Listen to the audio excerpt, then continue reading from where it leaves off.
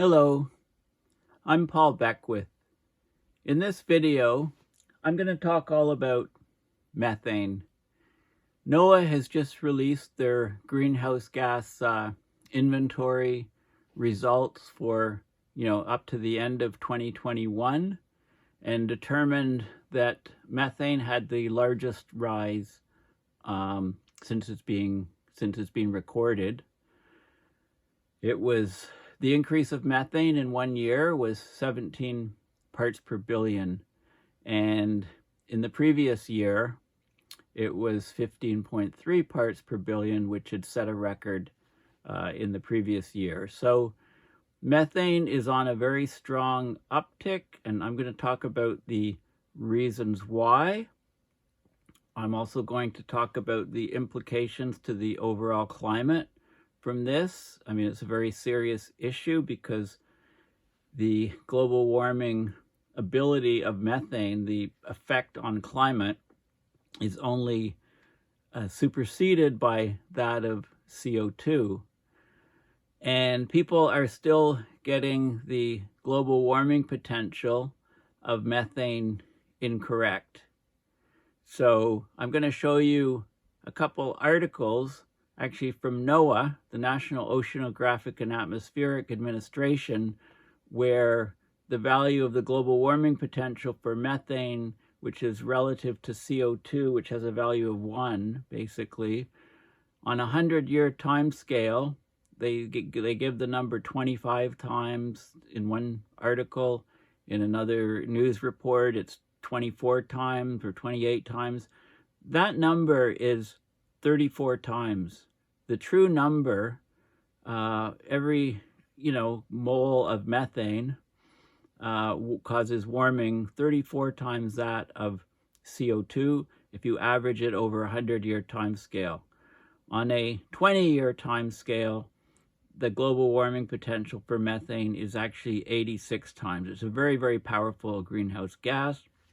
And what people don't mention generally is that on a very short time scale, a year or two, the first year it's emitted, the warming from that methane compared to CO2 molecule is 150 to 200 times more powerful. So I'm going to talk about all of these things, and I'm going to also talk about a couple very interesting papers that talk about some different ideas to actually remove methane from the atmosphere. Whether that involves increasing the OH radical, which breaks down methane in the atmosphere to water, basically, and CO2.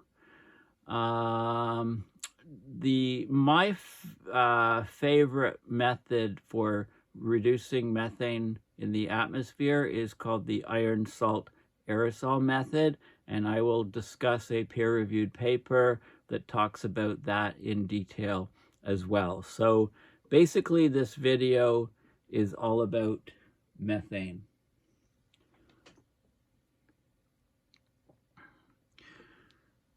Okay, so methane, the molecule CH4.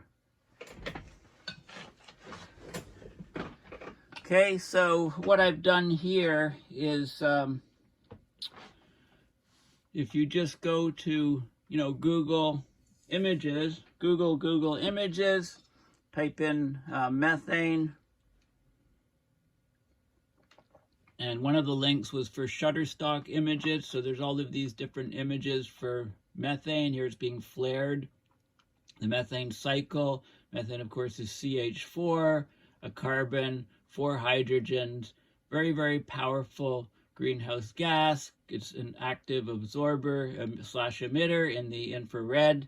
So heat is trapped in methane molecules at a rate far, far higher than that of CO2. Here's methane that's bubbled up from a deep lake or marsh, and the bubbles are trapped in the ice.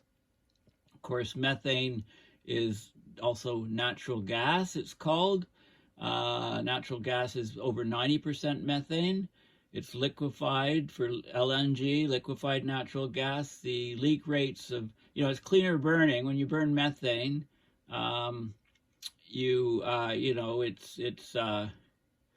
well, when you know, it's got less carbon in it than fossil than things. I mean, things like when you burn coal, there's loads of carbon. When you burn oil, there's loads of carbon. When you burn natural gas, there's only 1 carbon per molecule, and you don't get as much CO2 produced from the combustion of methane as you do from you know, the other fossil fuels. So, you know, it was considered a bridge fuel to let us get off the other fossil fuels. Fracking took off, and you know, because the leak rates of methane are higher, then you know, they're much higher than they should be. You know, burning, you know, methane gas as a natural gas fuel is actually worse for climate change than coal if the leak rates are above about 5%, and they're more like 10%, the leak rates. Okay, so this article recently, from a few days ago, was in Newsweek. Methane feedback loop beyond humans' ability to control may have already begun. From NOAA. Okay, scientists from the National Oceanic and Atmospheric Administration, NOAA, have said, okay, so methane is a powerful greenhouse gas. It's emitted into the atmosphere from both human activities, anthropogenic activities, mostly in agriculture, and also natural processes. It's the second biggest contributor to climate change after CO2. Now it says, according to NOAA, methane is 25 times more powerful. Incorrect. This number should be 34 times more powerful, and that's at a 100-year time scale, which they don't mention here. That number is actually 86 times if you talk about a 20-year time scale. Methane remains in the atmosphere for a much shorter time than carbon dioxide. So the half-life of methane in the atmosphere is about, you know, anywhere from 9 to 12 years. It depends on how much OH, the radical OH, is there, because that's the primary thing that reacts with methane to produce CO2 and water, removing the methane. But the CO2 concentration in the atmosphere, remember, it's measured in parts per million, whereas the methane levels are measured in parts per billion. So if you burn methane and produce CO2, you're producing it at the parts per billion level. So it does contribute to warming, increases CO2 levels, but nothing. It's much smaller CO2 levels than what is currently in the atmosphere. That's a key point.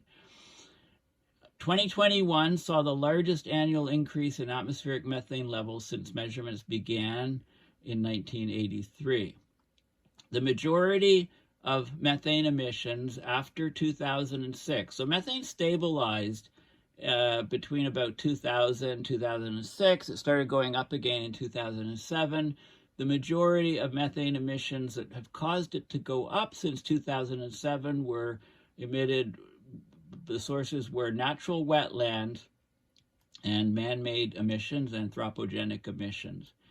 Natural wetlands produce methane when organic matter decays in the absence of oxygen. So it's just under the surface, by bacteria and microbes break down the carbon matter from dead trees, dead plants, and if there's no oxygen available, it doesn't produce CO2, it produces methane. And man-made emissions are mostly from livestock, waste, and landfills. So this is a lake.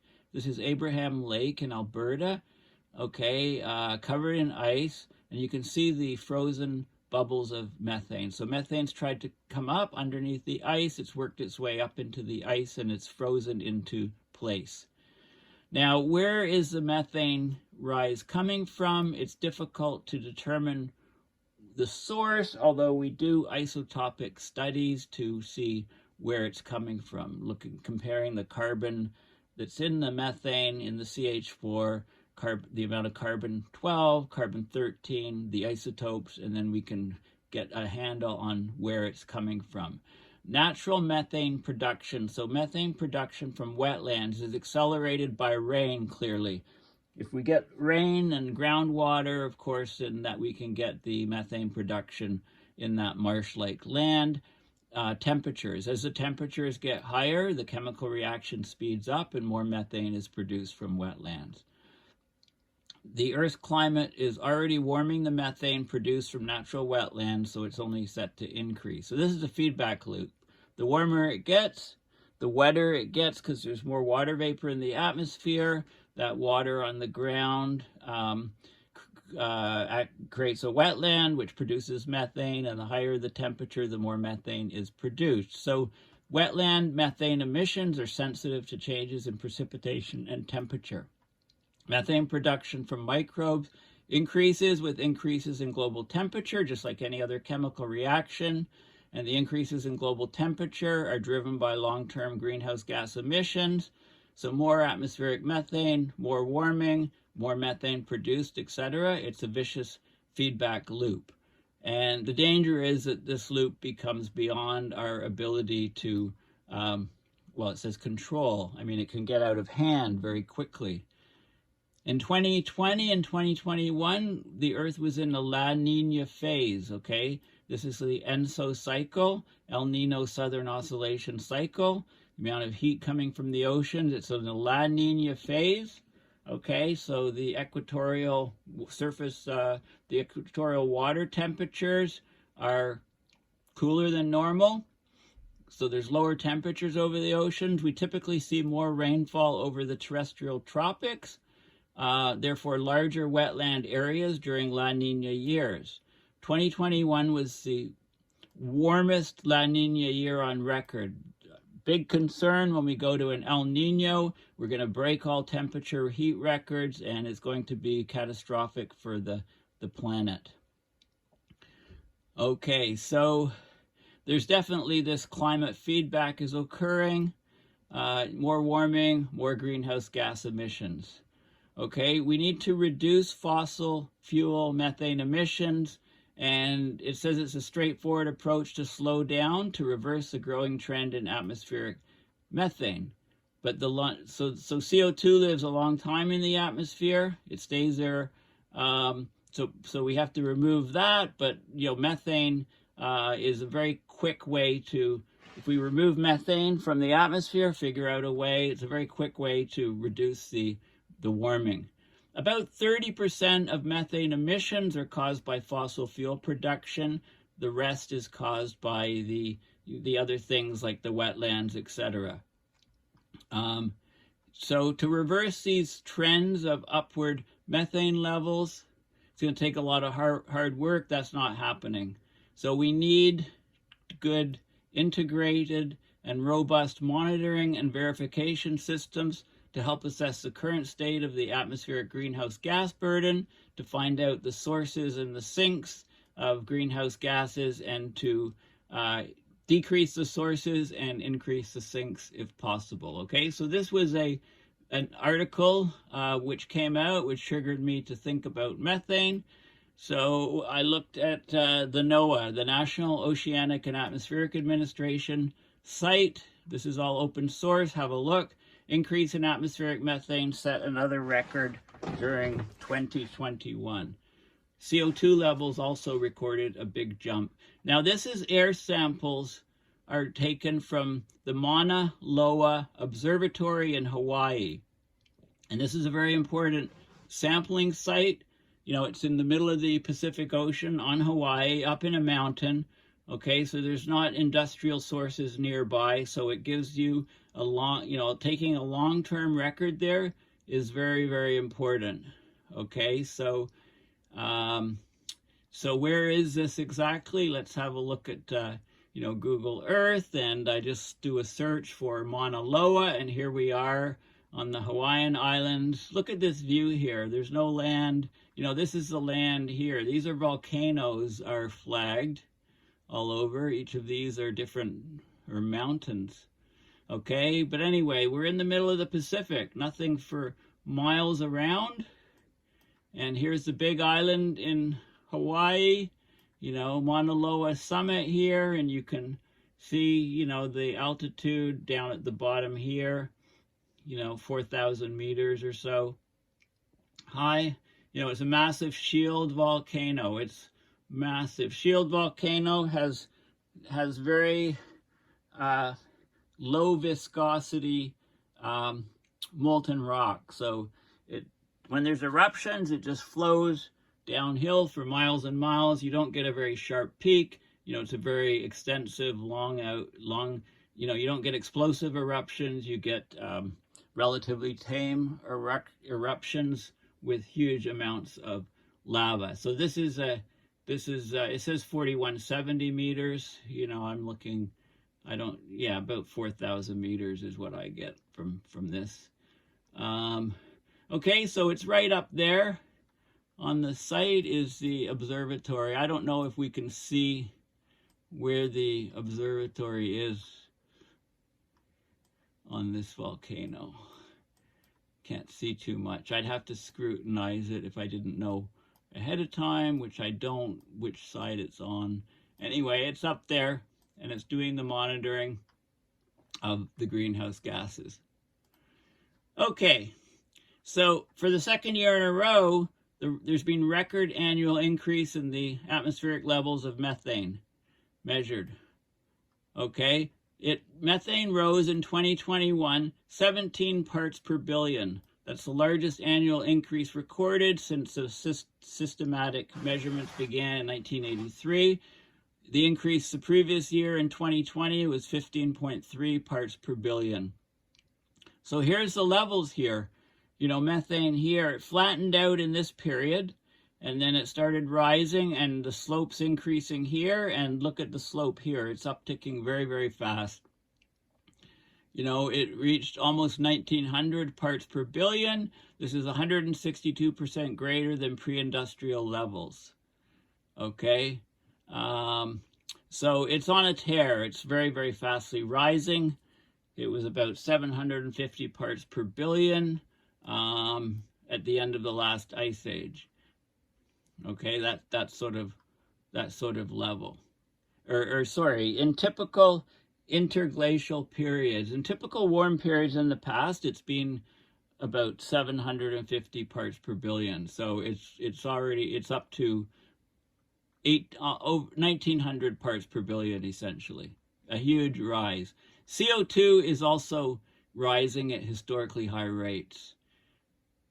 The CO2 in 2021 was 414.7 parts per million. That was an increase of 2.66 parts per million over the 2020 average, the 10th consecutive year that CO2 has increased by more than 2 parts per million.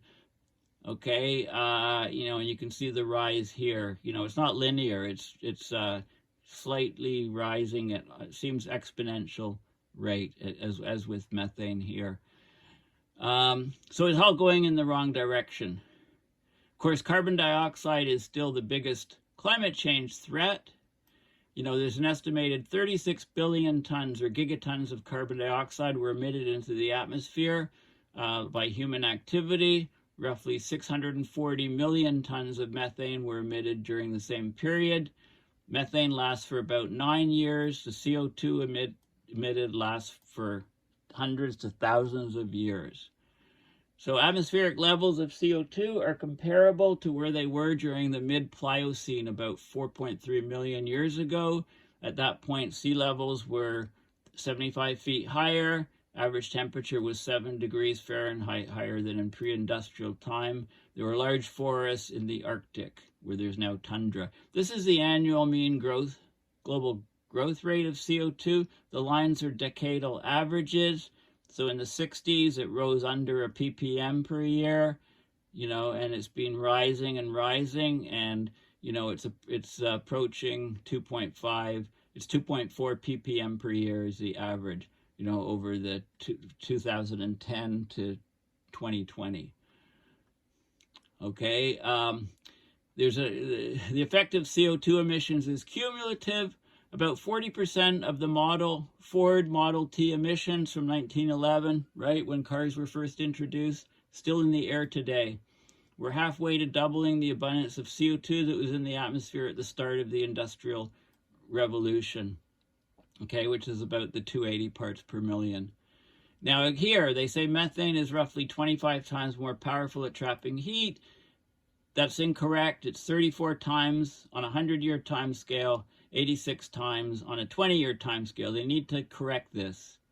Okay, methane in the atmosphere is generated by many different sources, such as fossil fuel production, transport and use, the decay of organic matter in wetlands, and as a byproduct of digestion by ruminant animals such as cows.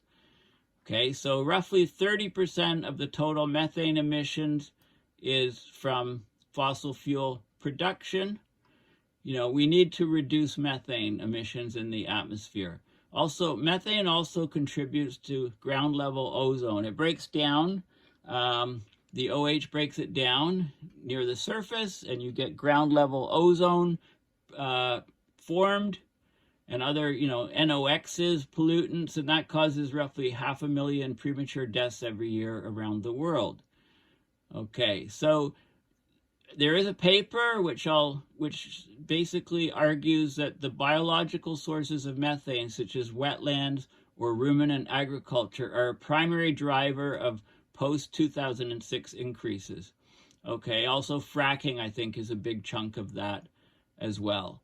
Now, NOAA's a global monitoring laboratory, collects more than 15,000 air samples, collects the gas in a flask, and then analyzes in the laboratory in Boulder, Colorado. And then they calculate the global average levels of the 4 primary greenhouse gases, namely CO2, methane, nitrous oxide, and sulfur hexafluoride is a big one as well. Okay, they collect samples from 50 different places around the world, and they try to get a global picture of it, and the trends are all going the wrong direction. Okay, so here's another article from NOAA, which this was from last year, or 2021 in the summer. The new analysis, so they found out back then from data and analysis that microbial sources were fueling the rise of atmospheric methane, the sustained rise since 2007. Okay, so they analyzed the stable carbon isotope ratios, so the ratio of the 13 carbon 13 in the methane. The ratio of that to carbon 12, and they determined this is a methane rise, and this is the del 13 carbon dropping. So what that meant is that the source of the methane rise was microbial, like natural wetlands, shallow lakes and rivers, and human-managed sources like livestock, landfills, rice paddies, and wastewater treatment. Okay. Methane emissions from fossil fuels are unlikely to be the dominant driver of the post-2006 increase, so that would be from the fracking. Okay, and here they get this number wrong. They say methane, which is far less abundant, but 28 times more potent than CO2 over a 100-year time scale. Okay, at least they put 100-year in, but they still get the number wrong. It's 34 times. This is inexcusable that NOAA, from their website would have this incorrect. And so they use carbon isotope analysis to identify the source of the carbon. They measure the ratio of the most common form of carbon, carbon 12, that's the most common form. There's a stable isotope with an additional neutron, that's carbon 13, has an extra neutron. So 13 is slightly heavier than carbon 12. Fossil fuels have unique signatures in the ratio of carbon 13 to 12. So methane produced from microbes in settings like wetlands, landfills, and agriculture has just a small amount of carbon 13. So the signature of microbial methane is lighter than methane from fossil fuels. Okay, so they analyzed all of this, and they determined, this is how they found out the source being microbial sources, so decomposition at the surface in wetlands mostly versus fossil fuel, things that you dig out of the ground, okay? They also analyzed to see whether maybe the increase of methane in the atmosphere is from a slowdown in the natural rate of methane decay, the reaction with OH, but they found that this wasn't this theory wasn't inconsistent with the data, with the isotope measurements. Okay, so microbial emissions are associated with the lowest 13 carbon to 12 carbon ratios. So the dominant driver for the post-2006 methane increase is increased microbial emissions. Methane emissions, they also determined, they got a good estimate on how much of the methane is from fossil fuel emissions and how much is from other things. So methane emissions from fossil fuels was estimated at between 130 and 152 million metric tons per year. This is larger than the 108 that they thought it was before, or at least that's what the Global Carbon Project used for that number. The microbial contribution was between 360 and 420 million metric tons per year, more than double the amount from fossil fuels. Okay, so fossil fuels may not be the primary driver of the increase in atmospheric methane, but there's still great potential for the fossil fuel industry to help mitigate climate change by cutting the emissions. Okay, carbon isotope analysis lets us know, what is going on. Okay, so that's the key finding there. Okay, now, so methane's rising in the atmosphere. Okay, so what can we do to get rid of it? Is there a way to remove atmosphere remove methane from the atmosphere? And there's this whole paper, a recent paper, Atmospheric Methane Removal, a research agenda, what we need to study.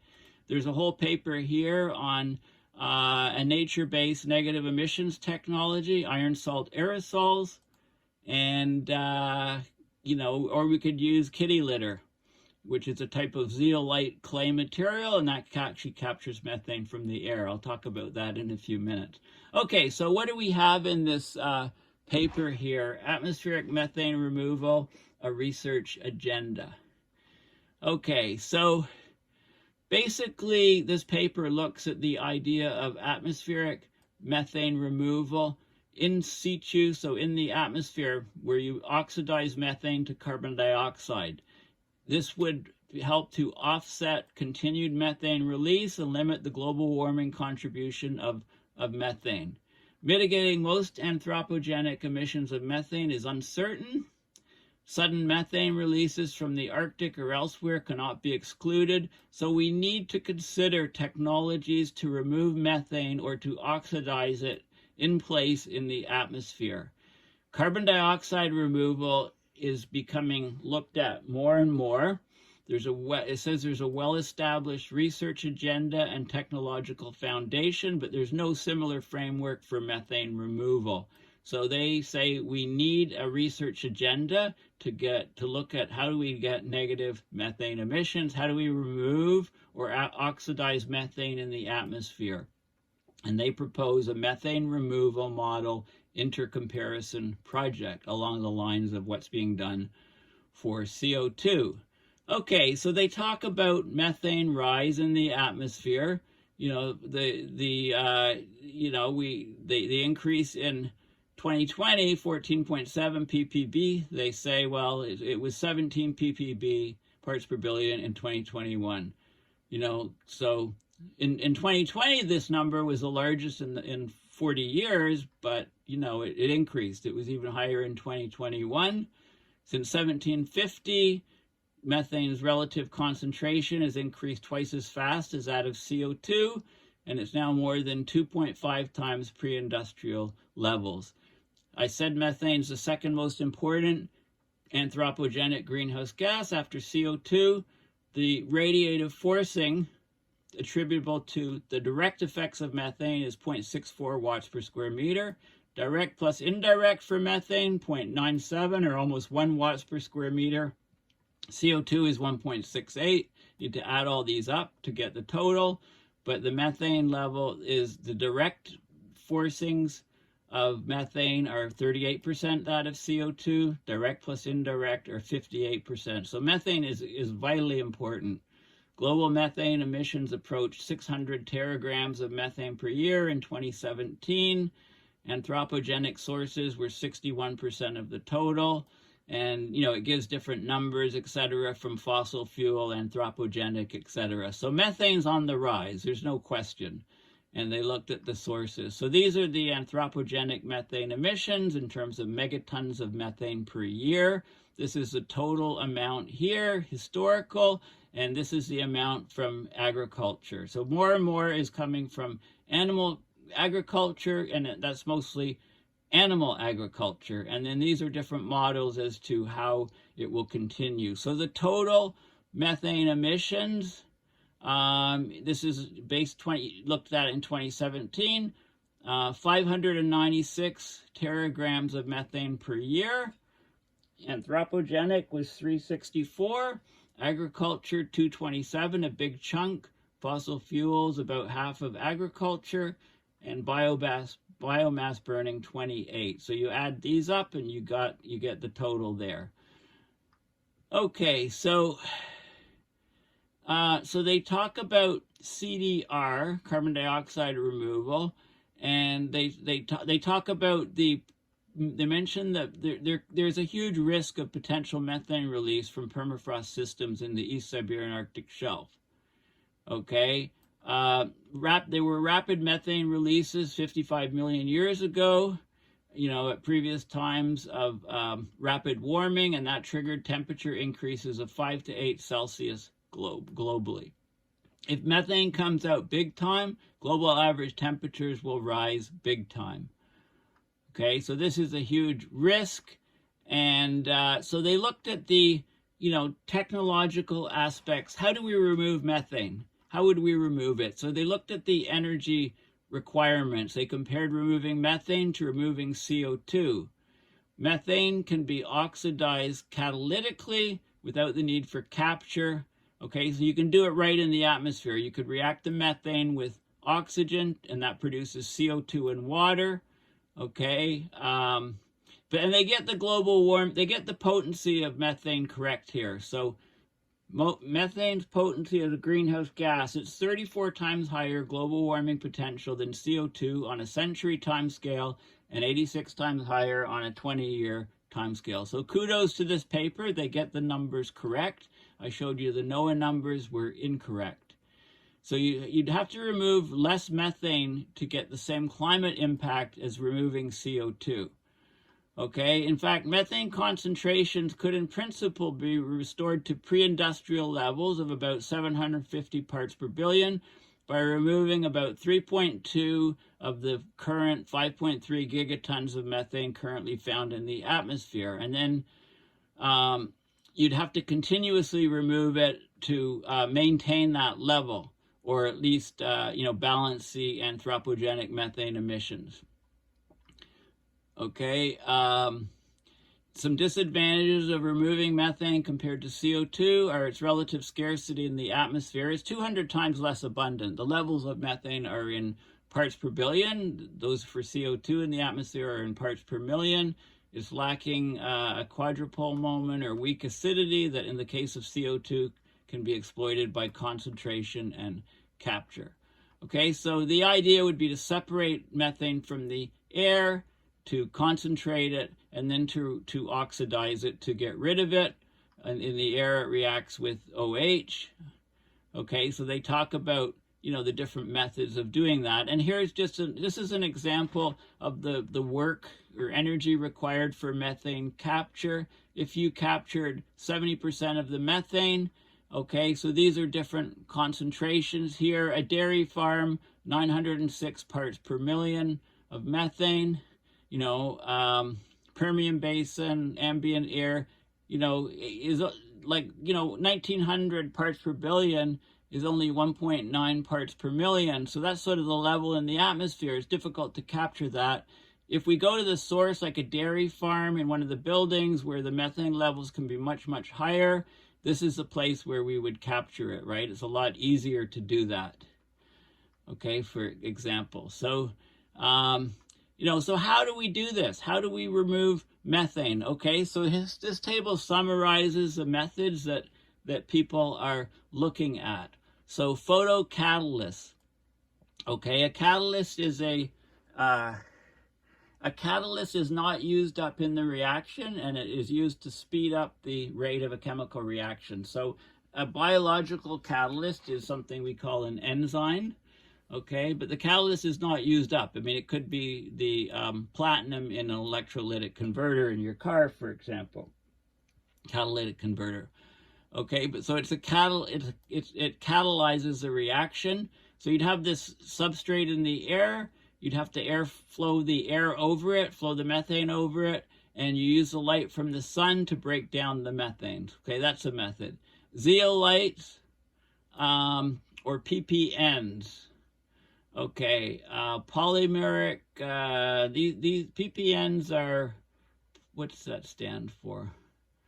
I'll get to that again. I don't polymeric something or other. It's like think of like, you know, a sponge. There's lots of little pores, lots of little spaces in the material, like that can absorb things. So zeolite, like an example of a zeolite, is like the clay in your cat litter. It absorbs liquid like crazy, you know, which is what you want in a cat litter. But there's a huge surface area.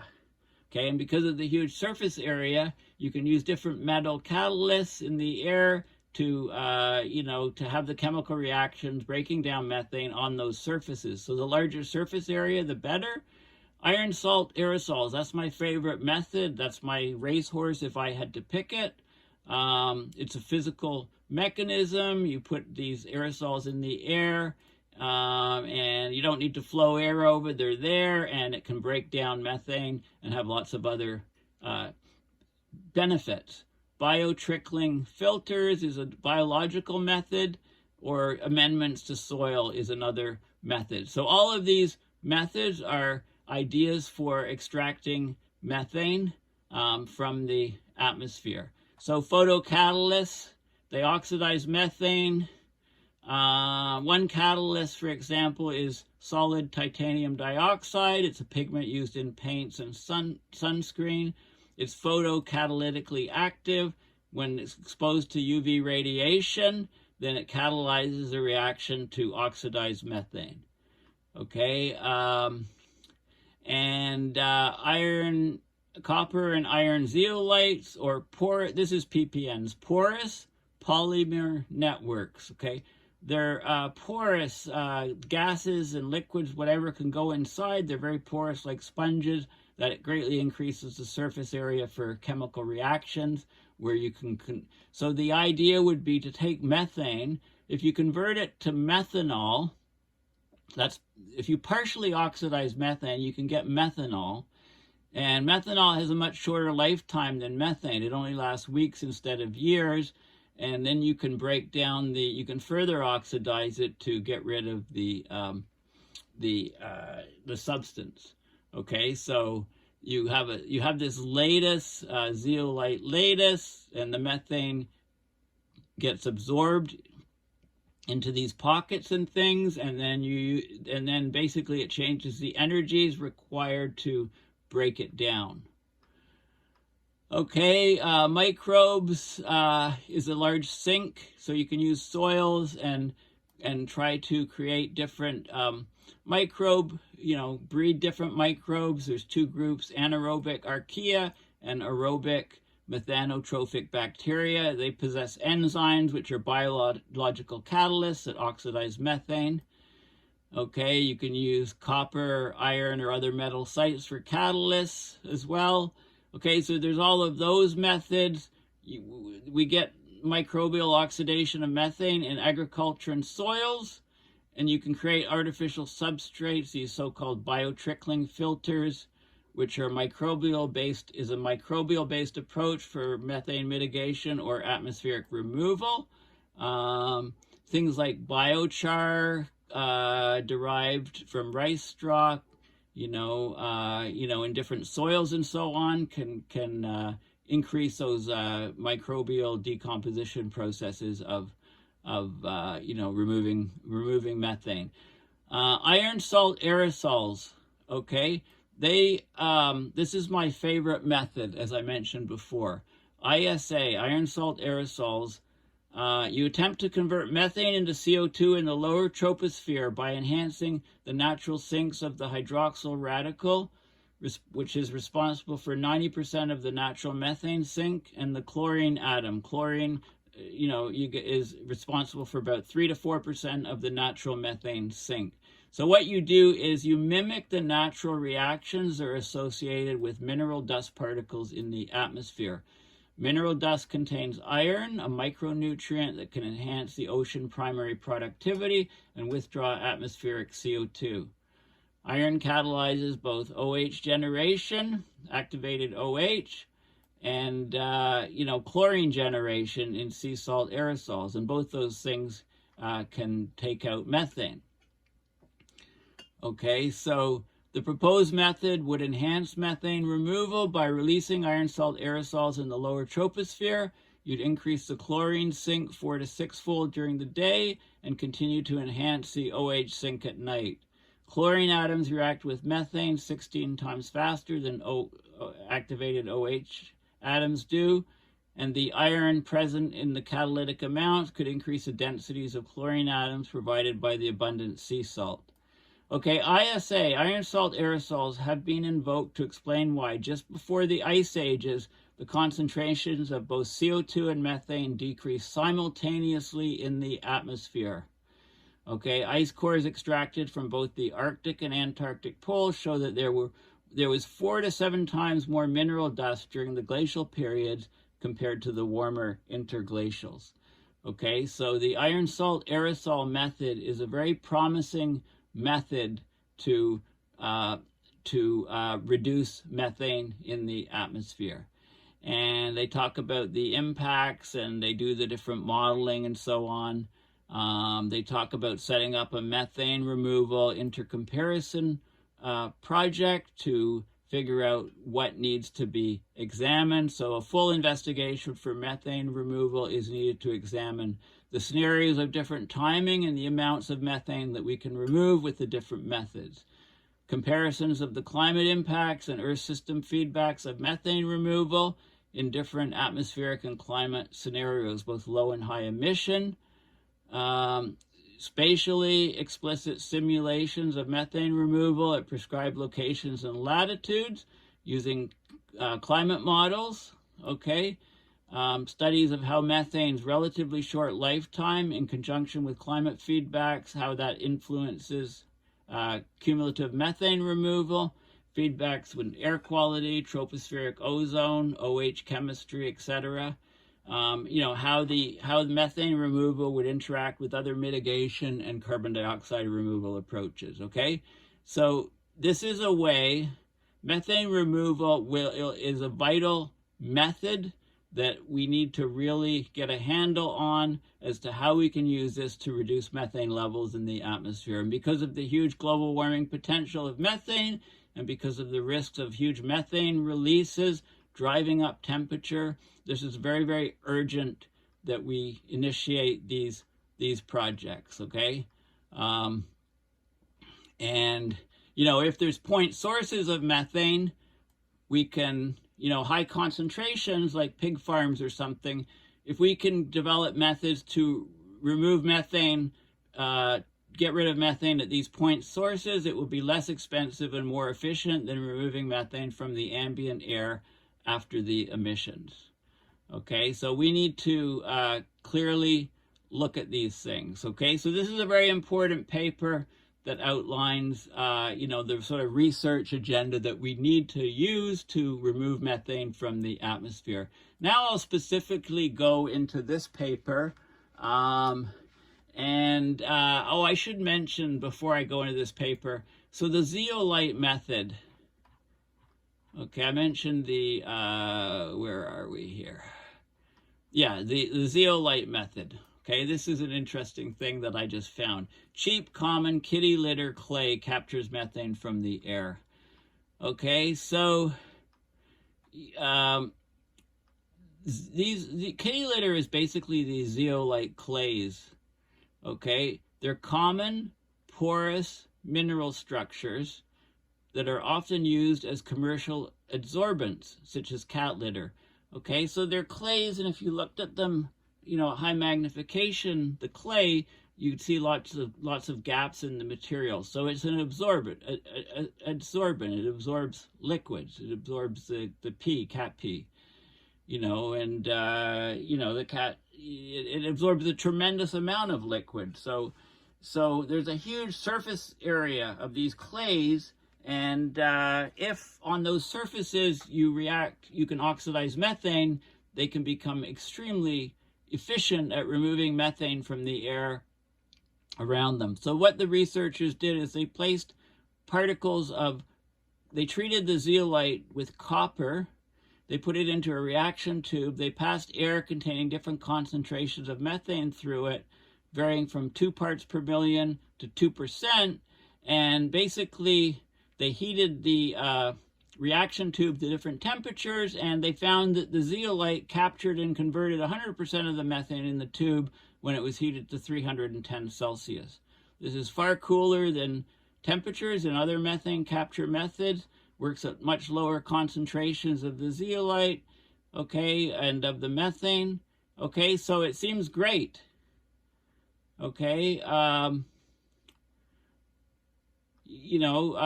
they've looked at other zeolites for methane capture. Anyway, it's a very promising technique. They got a $2 million grant from the U.S. Department of Energy to develop the technology into equipment that can be tested in mines and farms. So if you made a little device using cat litter, these zeolites treated, and you could possibly create a device to suck huge amounts of methane out of in applications where there is high methane levels, for example, in mines where it's very dangerous and explosive, and also in farms. So that's just an interesting idea. Now, this is an idea that you could scale up the iron salt aerosols to remove methane and other greenhouse gases.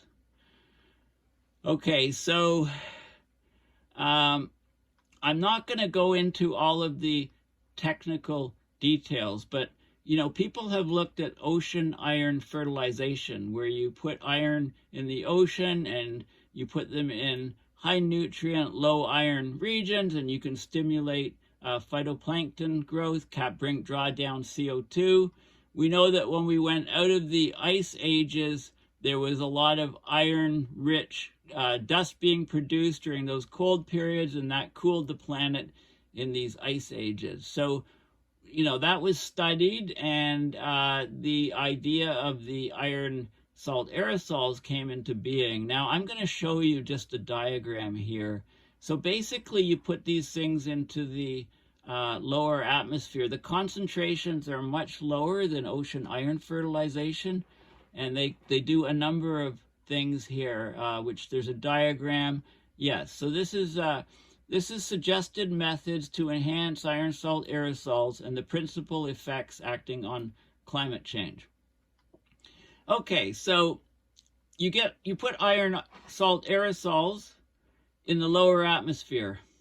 Okay, so here's a power plant. You can put them out. You can put the iron salt aerosols in the effluent, which comes out of the smokestacks or out of the power plant, and it goes up into the lower atmosphere.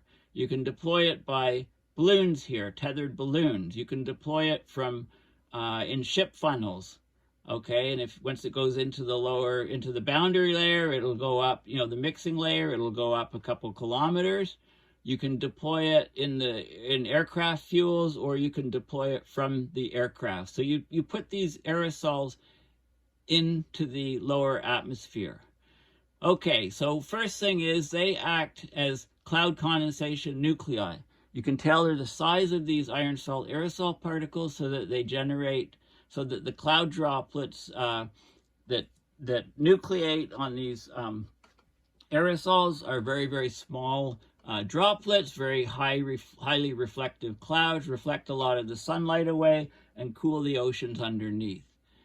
Okay, they react, the chlorine is produced, which helps break down methane, and also they oxidize the methane. So you get decrease of methane levels in the atmosphere, a decrease of the soot, a decrease of the tropospheric ozone. So you get all of these all of these warming factors that are decreased by the use because of these iron aerosols. And the iron goes into the ocean here, and you get an increase in algae growth, including further food web stages. So the rather than just fertilizing the ocean with iron sulfates, the concentrations are orders of magnitude lower if the iron is dropping out of the sky in these iron salt aerosols, and you get widespread fertilization of the ocean. Okay, and you get an increase in the CO2 that, because you get a proliferation of algae and all the way up the food web, then the marine life, either the phytoplankton that dies and sinks to the bottom, or the stuff that is consumed and pooped out by different animals in the food chain, that all goes to the bottom. So you increase the rate of CO2 removal from the oceans. You get the transformation rate into sediments, and bedrock-bound carbon increases. So you're taking it out of the atmosphere-ocean system. The rate of that increases. You get an increase in the biotic, so that's produced from living organisms, and abiotic, O2 and CO2 absorption, fertilizer extraction from the sediment, and bedrock by vertical mixing activation. So you get all of these different benefits, and the sediment and bedrock carbon components, the lime, dolomite, humic substances, methane hydrates, kerogen, living microbes. So all of these things are enhanced, and basically we remove methane from the atmosphere-ocean system with this iron salt aerosol method. And there's the key features. I'll just talk about the conclusions here. The key features of iron salt aerosol nature, it's a nature-based solution. This happens during the ice ages. Okay, the iron salt aerosol copies the possible natural global cooling process of the ice ages, where iron-rich dust blowing from continents might have been an important cooling amplifier, by leading to removal of CO2 and methane from the atmosphere, leading to more and more cooling. The atmospheric input into the ocean surface of soluble ISA from the fossil fuels industry, which might already play a significant role in ocean productivity. Okay.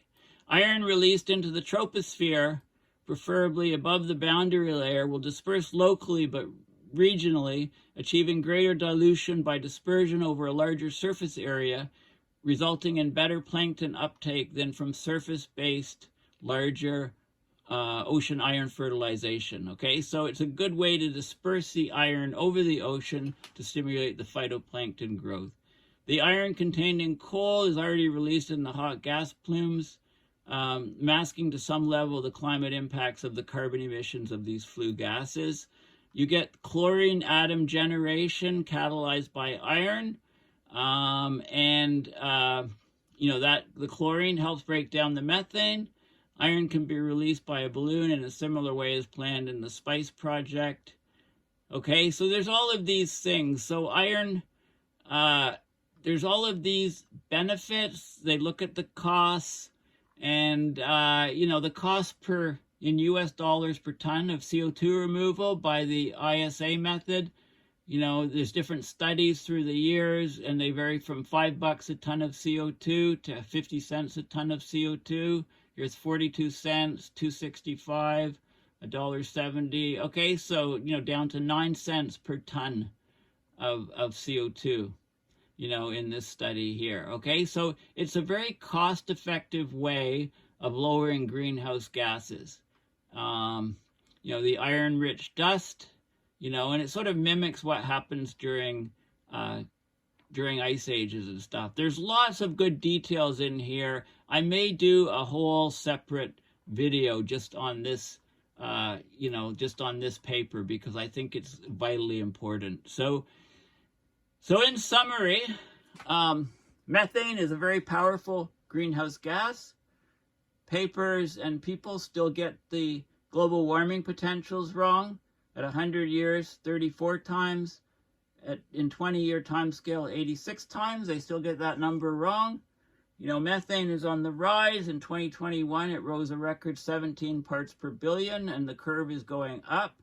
The 2021 number surpassed the 14.7 parts per billion rise in 2020, which was set the previous record. So methane is on a tear going upward. A lot of it is coming from wetlands, and I discussed ways of, we need to organize research to have a research agenda and groups on atmospheric methane removal, and the most promising method, according to me anyway, is iron salt aerosols. And if you want to remove methane at home, you can use your cat litter. So that's the conclusions of this video. Thank you for listening, and please check out my website at paulbeckwith.net, and subscribe to my YouTube channel, Paul Beckwith, and please consider donating at my website to support my research and videos. So that's it for methane for now. Thanks for listening, and bye for now.